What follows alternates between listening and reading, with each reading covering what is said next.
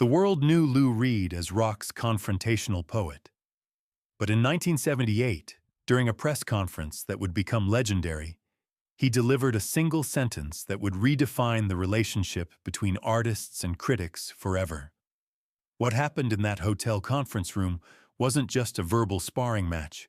It was a declaration of war, a philosophical manifesto, and perhaps most surprisingly, a revelation of the deep wounds that had been bleeding since his electroshock therapy sessions 2 decades earlier. The journalist who asked the fatal question never worked in music journalism again, and the audio recording of Reed's response, mysteriously, was never released to the public. Before we dive deeper into this story, if you appreciate documentary content that uncovers the hidden truths behind rock's most iconic moments, please subscribe to our channel and turn on notifications. Now, let's return to that explosive confrontation that changed everything. By 1978, Lou Reed had endured nearly 2 decades of critical assault. The Velvet Underground, despite its revolutionary impact, had been dismissed as nihilistic noise by mainstream critics during its existence. His solo career oscillated between commercial success with Transformer and the career suicide of Metal Machine Music, an album that critics had called everything from avant-garde genius to unlistenable garbage. Reed had been called a drug addict, a provocateur, a has-been, a sellout, and worst of all, in his eyes, a commercial failure trying to shock his way back to relevance. Each review felt like another electroshock treatment, another voice telling him he was broken, wrong, sick. The press conference was supposed to be a routine promotional event for his album Street Hassle, held at the Chelsea Hotel in New York City. About 30 journalists packed into the small conference room, the air thick with cigarette smoke and the kind of anticipatory tension that always surrounded Reed. He arrived 20 minutes late, wearing his signature black leather jacket and dark sunglasses despite being indoors. Those who were there remember his body language, the way he seemed coiled, ready to strike. He had been clean from heroin for nearly 3 years, but sobriety hadn't softened his edges. If anything, it had sharpened them. The first 15 minutes proceeded normally enough. Questions about the new album, about his creative process, about working with producer Richard Robinson.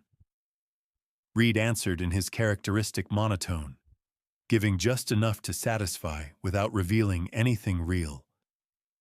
He had perfected this dance over the years, the careful choreography of saying something while meaning nothing. But everyone in that room could feel it, the electric charge of something about to break. Reed's leg bounced under the table. His fingers drummed an irregular rhythm on the armrest. He was a bomb with a lit fuse, and everyone was waiting for the explosion. The journalist's name was Marcus Friedman, a critic for Rolling Stone who had built his reputation on takedowns of established artists. He had written a particularly scathing review of Street Hassle just days before, calling it derivative, self-indulgent, and unnecessarily dark. Friedman wasn't known for pulling punches, and he didn't start that afternoon. His question came during a lull in the conversation, delivered with the kind of smug confidence that comes from believing you're on the right side of critical consensus. Lou, your music has always been controversial, but many critics, myself included, find it excessively dark, needlessly confrontational, and frankly, disturbing. It seems designed more to shock than to communicate genuine emotion. Do you ever consider making music that's more accessible, more positive, something that might actually comfort your listeners rather than disturb them? The room went silent. Every journalist there knew what had just happened. Friedman had essentially accused Reed of being a charlatan, of manufacturing darkness for shock value, of being inauthentic. For Reed, who had spent his entire career trying to express the genuine pain of his electroshock trauma, his sexuality, his addiction, and the raw reality of street life. This wasn't just criticism, it was erasure. It was every person who had ever told him his pain wasn't real, that his experiences weren't valid, that he needed to be fixed. Reed removed his sunglasses slowly. Those present remember his eyes, how they seemed to look through Friedman rather than at him. The silence stretched for what felt like minutes, but was probably only 15 seconds. When Reed finally spoke, his voice was quiet, controlled, but carrying an intensity that made everyone lean forward. "I don't sell. I cut open," Reed said. Then he paused, letting those 5 words hang in the air like smoke. "You live in a world that's safe enough that you can afford to be comfortable. You want music that makes you feel good, that confirms what you already believe, that doesn't challenge you. That's not what I do. I don't make music to comfort you. I make music to show you what's underneath, what we all pretend isn't there. You call it dark because you're afraid of it. You call it disturbing because it disturbs you. And you think that's my failure instead of my purpose." But Reed wasn't finished. He leaned forward, his intensity building. "You sit there with your notepad and your clever phrases, and you think you understand what art is supposed to do. You think artists are supposed to entertain you, to make your life prettier. I'm not here to decorate your living room. I'm here to cut you open and show you your own guts. If you can't handle that, that's your problem, not mine. You're safe enough to critique darkness. I had to live it." The press conference effectively ended there. Reed stood up, lit a cigarette, and walked out. No one tried to stop him. The journalists sat in stunned silence for several moments before the room erupted into urgent conversations. Some were outraged at Reed's arrogance. Others were electrified by what they'd witnessed. Marcus Friedman, for his part, looked pale. He never published another major piece on Lou Reed, and according to colleagues, he left Rolling Stone within 6 months to pursue a career in public relations. What's remarkable about this moment is that despite 30 witnesses, no audio or video recording has ever surfaced. This was 1978, an era when press conferences were routinely recorded. Several journalists have confirmed that recording equipment was present, but the tapes mysteriously disappeared. Some speculate that Reed's management confiscated them, worried about the liability of his confrontational words. Others believe Reed himself destroyed them, preferring to let the moment exist as legend rather than documented fact. Whatever the truth, the absence of recording has only amplified the story's mythic quality. Word of the confrontation spread through the music industry within days. Fellow artists reacted with a mixture of admiration and concern. David Bowie, when asked about it during his own press junket, simply said that Lou always knew how to get to the truth of things, even when it was uncomfortable. Patti Smith, a close friend of Reed's, later wrote in her memoir that she called him after hearing about the incident. He was surprisingly calm, she recalled, almost relieved. He told her it felt like something that had been building for 20 years had finally been released. To understand why Reed's response was so visceral, we have to go back to 1959, when he was 17 years old. His parents, concerned about his sexual orientation and increasingly erratic behavior, made the decision to send him for electroshock therapy. Over the course of several weeks, Reed endured multiple sessions of electroconvulsive treatment, a brutal procedure that was used at the time to try to cure homosexuality. The experience was traumatic beyond measure. Reed later described feeling like his personality had been fragmented, like pieces of himself had been burned away by the electricity. This trauma became the foundation of Reed's entire artistic philosophy. When critics accused him of manufacturing darkness, they were unknowingly invalidating the very real pain that shaped him. His darkness wasn't a pose or a marketing strategy. It was survival. It was the only way he knew how to process what had been done to him. Every song about addiction, every lyric about alienation, every melody that made listeners uncomfortable was Reed's way of saying, "This is real, this happened, you cannot pretend it doesn't exist." The phrase, "I don't sell, I cut open," wasn't just a clever retort. It was Reed's manifesto.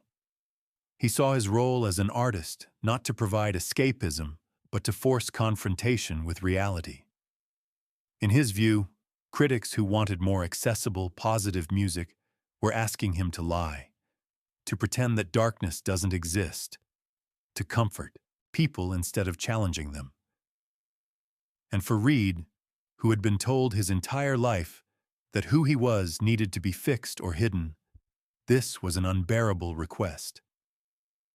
The 1978 press conference wasn't an isolated incident. It was the culmination of a decade-long war between Reed and rock critics.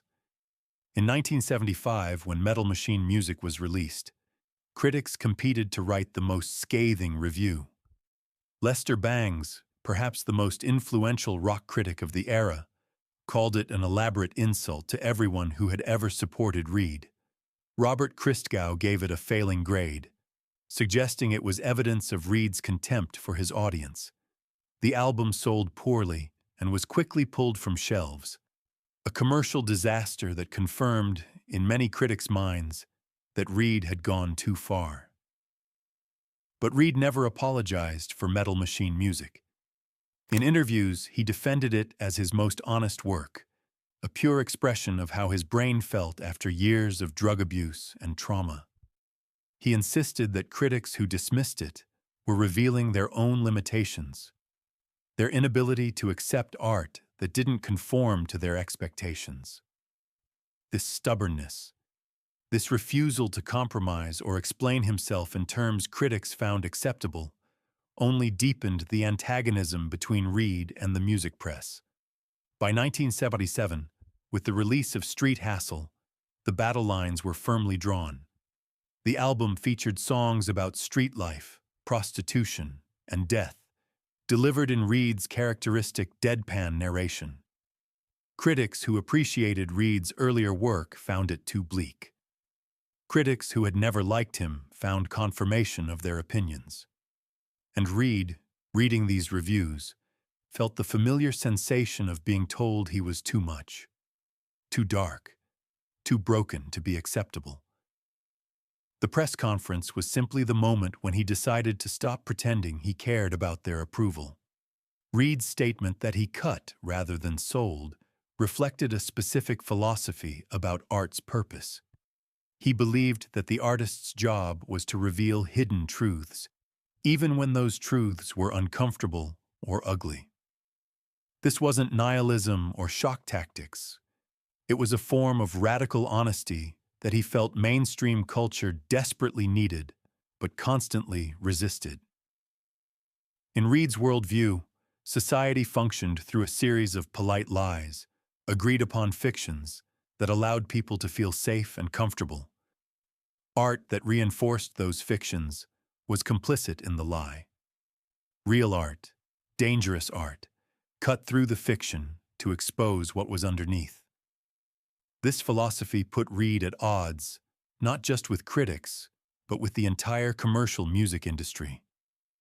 Record labels wanted hits. Radio stations wanted songs that wouldn't offend advertisers. Critics wanted music they could easily categorize and evaluate. Reed wanted none of this. He wanted to make listeners uncomfortable, to force them to confront aspects of life they'd rather ignore. The fact that this approach wasn't commercially successful didn't bother him. In fact, it confirmed his belief that he was doing something right. If everyone liked his music, he reasoned, it would mean he had compromised. that he had started selling instead of cutting. The influence of this philosophy on subsequent generations of artists cannot be overstated. Punk rock, which exploded just as Reed was making this statement, embraced the same commitment to uncomfortable honesty. Alternative rock in the 80s and 90s frequently cited Reed as an influence, praising his refusal to soften his message for commercial appeal. Even today, artists who prioritize authenticity over accessibility often invoke Reed's name, his career serving as proof that it's possible to maintain artistic integrity without achieving mainstream success. Interestingly, Reed's confrontational stance eventually changed how rock critics approached their work. In the years following the press conference, a new generation of critics emerged who were more sympathetic to difficult, challenging music. They questioned the assumption that accessibility was inherently valuable, that music should comfort rather than disturb. Writers like Greil Marcus and Simon Reynolds began championing artists who, like Reed, refused to compromise their vision for commercial appeal. This shift wasn't entirely because of Reed's influence, of course. The punk movement, the rise of independent labels, and changing cultural attitudes all played roles. But Reed's articulation of why difficult art matters, why discomfort can be valuable, provided a framework that critics could use to defend and analyze challenging work. The phrase, "I don't sell, I cut open," became a touchstone, shorthand for a particular kind of artistic integrity that prioritized truth over comfort. Not all critics converted, obviously.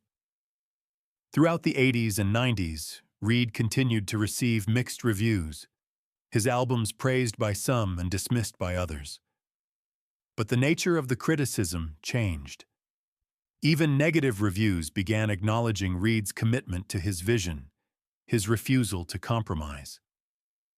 Critics might not like what Reed was doing, but they could no longer dismiss it as mere shock tactics or commercial manipulation.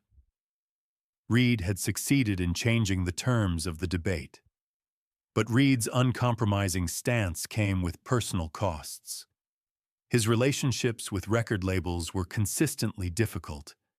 He burned bridges with producers, managers, and industry executives who tried to push him toward more commercial material.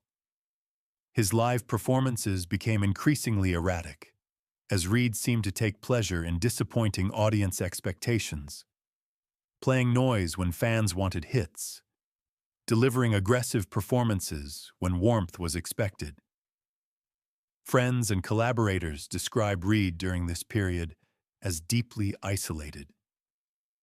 His second marriage to Sylvia Morales was strained by his intensity and his inability to separate criticism of his work from criticism of himself. He struggled with depression, though he refused to seek treatment, perhaps traumatized by his electroshock experiences. The armor he had built to protect himself from critical assault also kept out genuine connection. He was safe from being hurt, but also unable to be truly known. This isolation manifested in his music. Albums from this period often feel like messages in bottles, Reed communicating from a place of profound loneliness. Songs like The Bells and City Lights convey a sense of being fundamentally disconnected from other people, of seeing the world through a pane of glass. Reed wasn't just cutting open his listeners. He was cutting open himself over and over, hoping that by exposing his own wounds, he might find some form of understanding or recognition. The story might have ended there, with Reed as a brilliant but isolated figure, defined by his battles and his wounds. But in the late 80s, something unexpected happened. Reed met Laurie Anderson, the performance artist and musician who would become his partner and eventually his wife. Anderson understood Reed in ways no one else had. She had her own experience with creating challenging, uncompromising art. She didn't need Reed to be softer or more accessible. She accepted his intensity, his wounds, his need to cut rather than sell. With Anderson, Reed began to soften, not in his art, but in his life.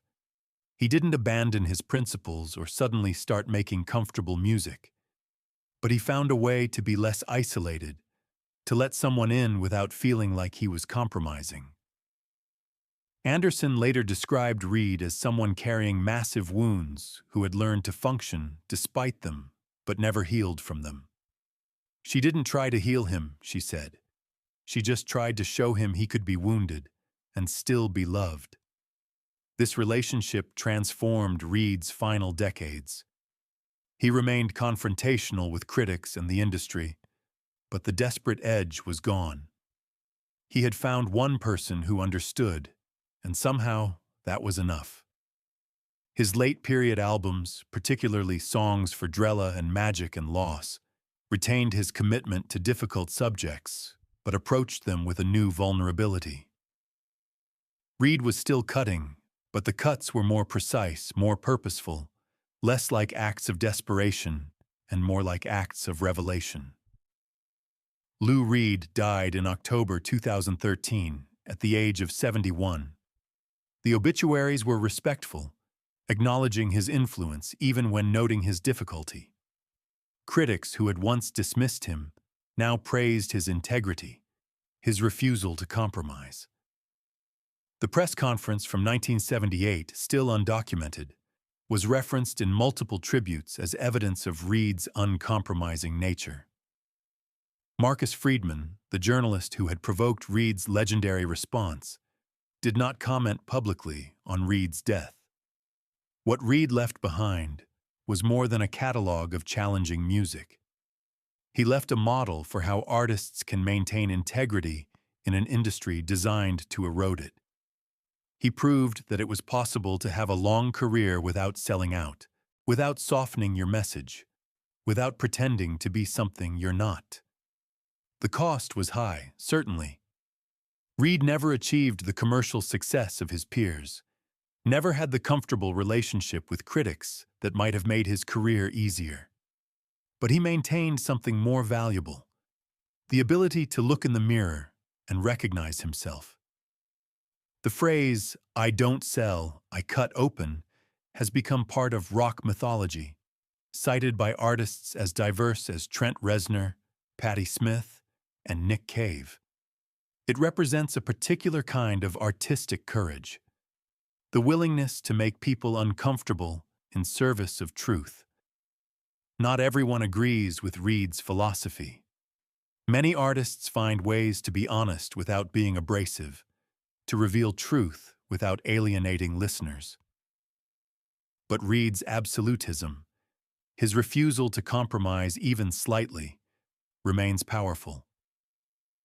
It reminds us that art can be more than entertainment, that discomfort can be valuable, that sometimes the most important thing an artist can do is refuse to make you feel safe. In one of his last interviews, conducted by Anderson and released after his death, Reed was asked if he had any regrets about his confrontational approach to critics and the industry. His answer was characteristically blunt. "I could have been nicer. I could have smiled more, played the game better. But then I would have been someone else. I would have been the person they wanted me to be, after the electroshock, the fixed version, the acceptable version. I chose to be the broken version because the broken version was real. And if that made people uncomfortable, if that made critics hate me, if that cost me commercial success, then that's what it cost. I wasn't going to sell myself for approval. I was going to cut myself open and show people what was real. That's the only thing I ever wanted to do." That statement, perhaps more than any other, captures what Reed's 1978 press conference Confrontation was really about.